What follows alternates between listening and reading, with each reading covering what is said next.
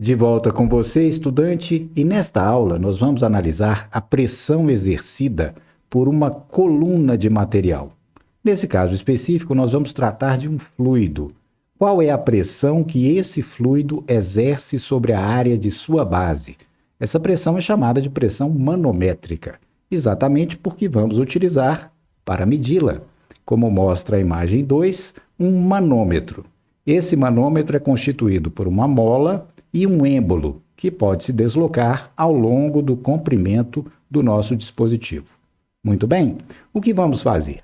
Vamos mergulhar esse dispositivo no interior do líquido e observar o seu comportamento. Veja lá. Percebeu, estudante? À medida que mergulhamos o nosso manômetro no interior do líquido, acontece uma compressão na mola. E isso se deve a quê? Se deve ao fato de que sobre a área do êmbolo do manômetro atuará um conjunto de forças, geradas naturalmente pela água, que pressiona a superfície do êmbolo, com um conjunto de forças distribuídas uniformemente. O valor total dessas forças é F, e com base no valor de F e na área sobre a qual essa força está distribuída, é que nós estabelecemos o conceito de pressão.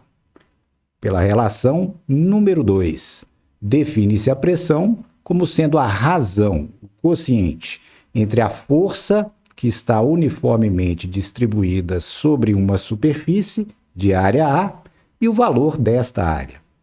Portanto, pressão é a razão entre o valor de uma força que está perpendicularmente distribuída sobre uma superfície e o valor da área dessa superfície. Muito bem?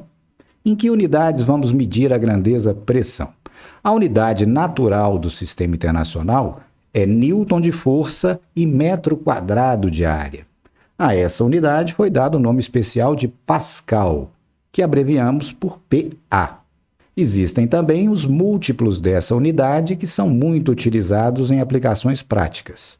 O primeiro deles é o kPa, quilopascal, que vale 10 a terceira pascal, 1000 pascal. Também temos o megapascal, que é 1 milhão, 10 a sexta pascal. Além desses múltiplos, temos também outras unidades usuais, muito comuns em engenharia. A primeira delas é a atmosfera, 1 atm, que é a pressão atmosférica ao nível do mar. Esse valor equivale exatamente a 760 torr. Torr é o antigo milímetro de mercúrio. Esse valor equivale aproximadamente a 100 kPa, 100 quilopascal, e é aproximadamente igual a 14,7 psi. PSI é a abreviação em inglês de libra por polegada quadrada.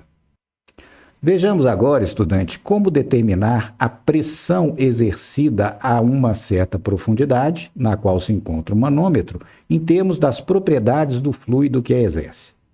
Veja lá. Observe, então, que o recipiente está fechado na parte superior e sem contato com a atmosfera. O êmbolo do manômetro, que tem área A, encontra-se a uma profundidade H. Nessas condições, como determinar a pressão exercida no local exato em que se encontra o êmbolo do manômetro? Para isso, vamos partir da nossa definição anterior. Pressão é a razão entre força e área. Nesse caso, a área é a área do êmbolo, e a força é exercida pela coluna de fluido que se encontra diretamente acima dela. Nesse caso, vamos, por simplicidade, assumir uma coluna cilíndrica. E a força que exerce a pressão será exatamente o peso dessa coluna cilíndrica. Nesse caso, então, a pressão exercida pelo fluido sobre o êmbolo do manômetro será igual ao peso da coluna de fluido, que se encontra diretamente acima dela, dividido pela área do êmbolo. Vamos desenvolver a expressão? Veja lá. Nesse caso, então, temos que encontrar o peso da coluna de fluido que comprime a superfície do êmbolo. Ora, lembramos que o valor do peso de uma determinada massa é o valor dessa massa vezes g, aceleração local da gravidade. Então, teremos pressão igual a mg sobre A. Como se trata de um fluido, suporemos conhecida a sua massa específica. Nesse caso, então, podemos substituir o valor de m em termos de ρ, lembra-se? E assim teremos.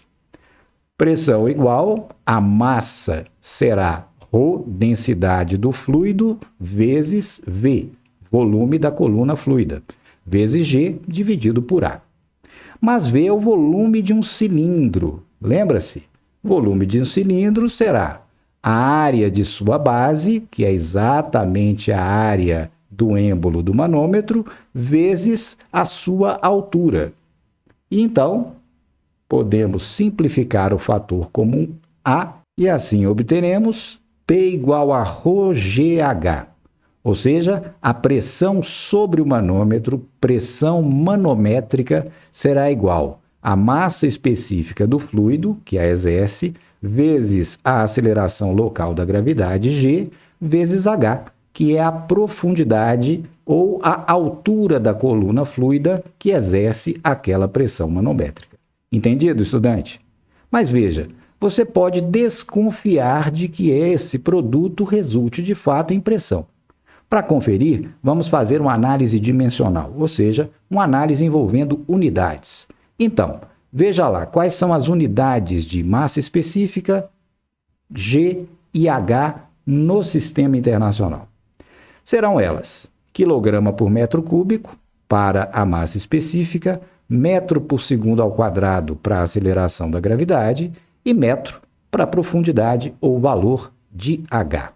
Observe que esse produto pode ser reescrito da seguinte forma: quilograma vezes metro por segundo ao quadrado, vezes metro dividido por metro cúbico. Note ainda, estudante, que esse primeiro produto é massa vezes aceleração, quilograma vezes metro por segundo ao quadrado, que é exatamente Newton, unidade de força no sistema internacional. No último termo, temos metro e metro cúbico, que pode ser simplificado para metro quadrado no denominador. E isso resultará em Newton no numerador, metro quadrado no denominador, que é exatamente a definição de Pascal que acabamos de fazer. Percebeu? De fato, esse produto, massa específica, valor de G vezes valor de H, resulta numa pressão, medida em Pascal ou outra unidade conveniente. Pois bem, suponhamos um valor numérico para o nosso problema. Nesse caso, temos um líquido de massa específica igual a 1,25 grama por centímetro cúbico e a profundidade em que queremos saber a pressão manométrica é 1,20 metros. Como substituir esses dados na nossa relação número 3? Note que as unidades não estão no sistema internacional. Então, o valor da massa específica deve ser convertido para quilograma por metro cúbico. Como já sabemos, basta multiplicar esse valor por 10 à terceira. E assim, substituindo na relação 3, teremos ρ igual a 1,25 vezes 10 à terceira, quilograma por metro cúbico, vezes G, 9,8, vezes H, 1,20 metros. Efetuando-se esse produto, encontraremos 14,7 vezes 10 a 3, que já sabemos ser Pascal. Uma vez que 10 a 3 Pascal pode ser abreviado para quilopascal, teremos pressão manométrica nas condições apresentadas igual a 14,7 kPa. Percebeu, estudante? E um último detalhe. Na relação 3, observe que não aparece a área do êmbolo do nosso manômetro. Por que acontece isso? Matematicamente, repare que o valor de A aparecia no numerador e no denominador da nossa expressão anterior. Portanto, houve o cancelamento. E fisicamente, por que então a pressão exercida por uma coluna fluida independe de sua área? Exatamente pela razão original. Veja lá, ó.